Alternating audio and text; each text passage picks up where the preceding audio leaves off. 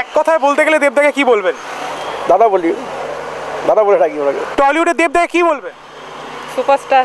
অন্য কিছু জানো ভালোই আর লাগে না। দেবদাকে চেনেন? হ্যাঁ অবশ্যই, কে না চেনে। দেবদাকে কেমন লাগে? বেঁচে থেকে লাভ কি বল। দেবদার সিনেমা দেখা হয়? দেখা হয় তো। লাস্ট সিনেমা কি দেখেছেন? মনে নেই তো মন হাওয়া বড়ই বেরঙিন। 1982 সালে পশ্চিম মেদিনীপুরের কেশপুরে জন্ম ছোট্ট রাজুর। বাবার ক্যাটারিংয়ের ব্যবসা ছিল, মা সামান্য হাউসওয়াইফ ছিলেন।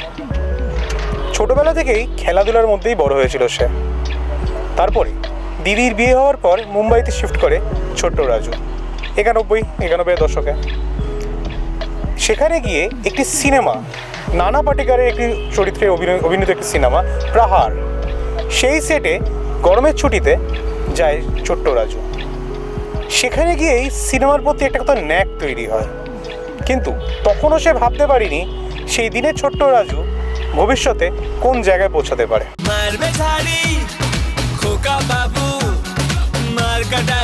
সেখান থেকে শুরু হয় নতুন এক অধ্যায়, টারজান দ্য ওয়ান্ডার কার। 2004 সালে সিনেমাটা সবার নিশ্চয়ই মনে আছে।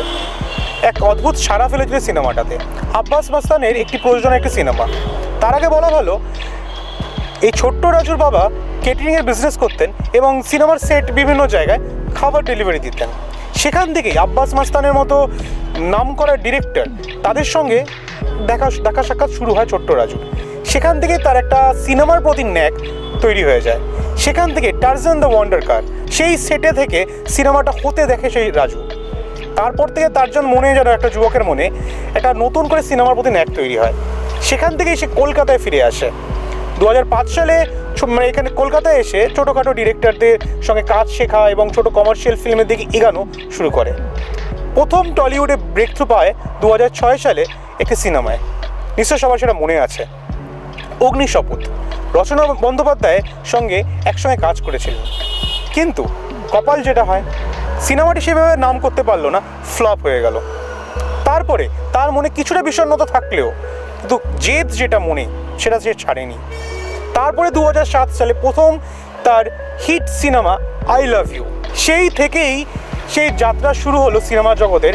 টলিউড ইন্ডাস্ট্রিতে জিতের মতো তখন অলরেডি জিত উঠছে এবং প্রসেনজিৎ যারা নিজে অলরেডি একটা জায়গা ধরে রেখেছে, সেখানে নতুন এক নক্ষত্রের জন্ম হলো। হ্যাঁ, সেই ছোট্ট রাজুর কথাই বলছি, যে এখন দীপক অধিকারী বা দেব হিসেবে পরিচিত। তোমায় কাছে পেলে অন্য কোনো দূরে চলে যেতে দেব না। আই লাভ ইউ থেকে কেরিয়ারে হিট সিনেমা শুরু হওয়ার পর থেকে একাধিক হিট সিনেমায় আমরা দেখতে পেয়েছি তাকে। হয়তো সময় লেগেছে, কিন্তু কেউ জানতো না যে এই দেবদা কোথায় পৌঁছে যেতে পারে। তারপর থেকে আমরা দেখতে পাচ্ছি 2014 সালে তার অন্য এক রূপ মানুষ আমরা দেখতে পেলাম। কি রাজনৈতিক কেরিয়ারে একটি রাজনৈতিক দল তৃণমূল কংগ্রেসের ঘাটাল থেকে লোকসভায় সিট পায় সে, এবং দেবদার ফ্যান ফলোয়িং তাকে আটকাতে পারেনি রাজনীতিতেও। প্রথম সাংসদ হিসাবে নির্বাচিত হয় দেবদা। তারপর থেকেও তার মধ্যে অদ্ভুত চরিত্রের আমরা লক্ষ্য করতে পেলাম। কি সব অভিনেতারা করে উঠতে পারিনি, সেটা দেবদা করে দেখিয়েছে। কোথায় যাচ্ছি আমরা কিছু বুঝতে পারছেন? হ্যাঁ, আমরা দেবদার বাড়ির দিকে যাচ্ছি আজ। চলুন নজর রাখি সেই দিকে আজ।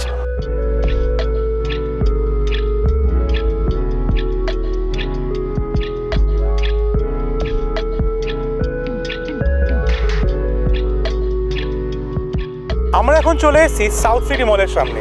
কোথায় এটা, তার বাড়ি কোথায়, কি বিষয়, এখানে জেনে নেব দেবদার বিষয়। দেবদাকে চেনেন? হ্যাঁ।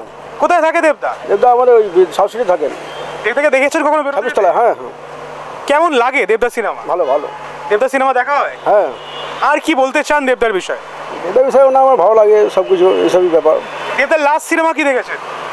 লাস্ট সিনেমাটা আমি দেখিনি, কিন্তু এখন চলছে ওটা। এখন ওই আপনার কি একটা খানদান না কি একটা বই বেরিয়েছিল, ওটা দেখতে ভালো। রঘু ডাকাত? ওটা ভালো। দেখার ইচ্ছে আছে সিনেমাটা? দেখার ইচ্ছে আছে, সময় নেই না আমাদের। দেবদাকে চেনেন? অবশ্যই চিনব না কেন। কেমন লাগে দেবদাকে? খুবই ভালো লাগে। হলিউডে অমিতাভ বচ্চনকে বলা হয় বিগ বি, টলিউডে দেবদাকে কি বলবে? সুপারস্টার। খুঁজেছে জবাব চল মন কোথাকার দেবদাস সিনেমা দেখা হয়? দেখা হয় তো অবশ্যই। লাস্ট সিনেমা কি দেখেছেন? অনেক কিছুই দেখেছি, এখন যেটা নতুন উঠেছে ও ধূমকেতুর তো খুবই ভালো হয়েছে। রঘু ডাকাত দেখা হয়েছে? না, এখন দেখা হয়নি। দেখার ইচ্ছে আছে? অবশ্যই। এক কথায় দেবদাহনকে কি বুঝবেন? সুপারস্টার। না রাখা কিছু কথা সময়েরই ঝরা পাতা। দেবদা কোথায় থাকে জানেন? আমি শুনেছিলাম সাউথ সিটি এখানে আগে থাকতো, তারপরে আমি শুনেছি রুবির পেছনে ওইখানে শিফট করেছে, তো এর বেশি আর কিছু আইডিয়া নেই। কেমন লাগে দেবদাস সিনেমা?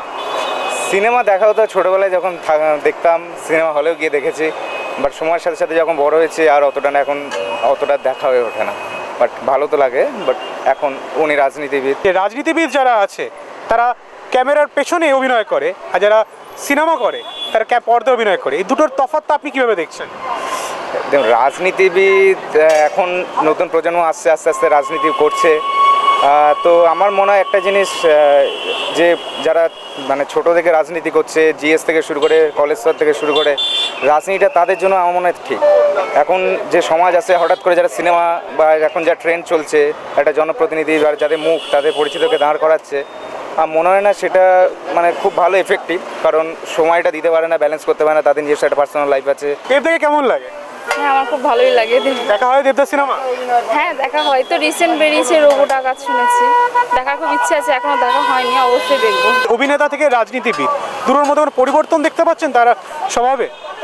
না, যেরকম ছিলেন উনি এখন ঠিক সেরকমই আছেন, মানে ওনার মতো তো ভালো স্বভাবের মানুষ খুব কমই দেখা যায়।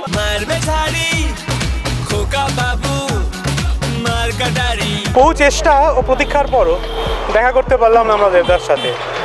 নিরাপত্তাজনিত কারণে তার আবাসনে আমরা প্রবেশ করতে পারলাম না, কিন্তু আমরা হাল ছাড়ছি না, আমরা হাল ছাড়বো না। ভবিষ্যতে আমরা দেখা করার চেষ্টা করব দেবদার সঙ্গে।